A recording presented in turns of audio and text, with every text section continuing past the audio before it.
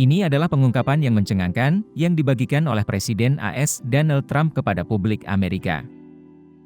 Sekretaris Pers Gedung Putih Caroline Leavitt mengumumkan pada jumpa pers pertamanya, Selasa, 4 Februari 2025, pemerintahan Trump menghentikan penyaluran dana senilai 50 juta US dollar dari uang pembayar pajak yang disisihkan untuk membeli kondom yang akan dikirim ke Gaza.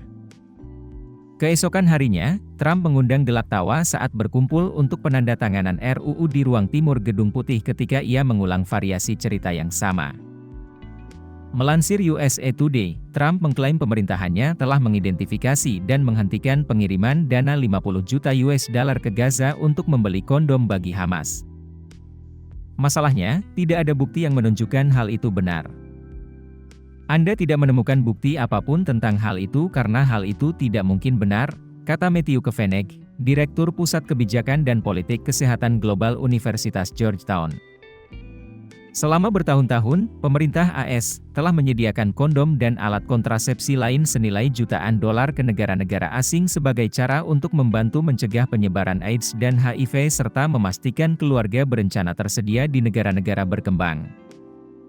Badan Pembangunan Internasional AS, badan pemerintah yang bertanggung jawab untuk mengelola bantuan luar negeri sipil dan bantuan pembangunan, mengatakan dalam sebuah laporan April lalu bahwa mereka telah menghabiskan dana 61 juta US dollar pada tahun 2023 untuk menyediakan kondom dan alat kontrasepsi lain ke negara-negara lain.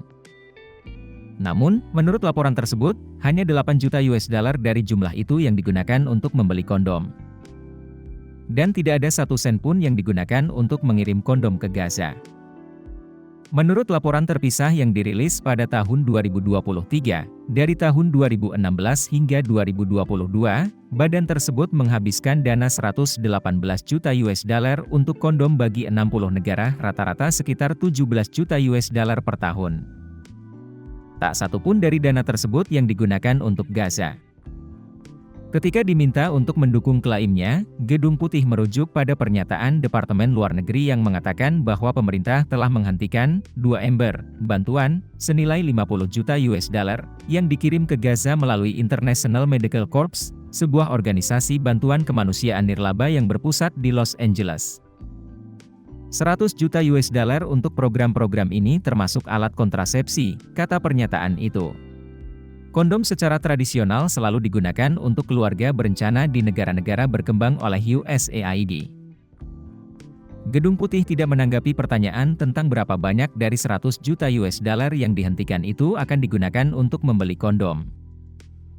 Jawabannya, tidak ada, menurut International Medical Corps.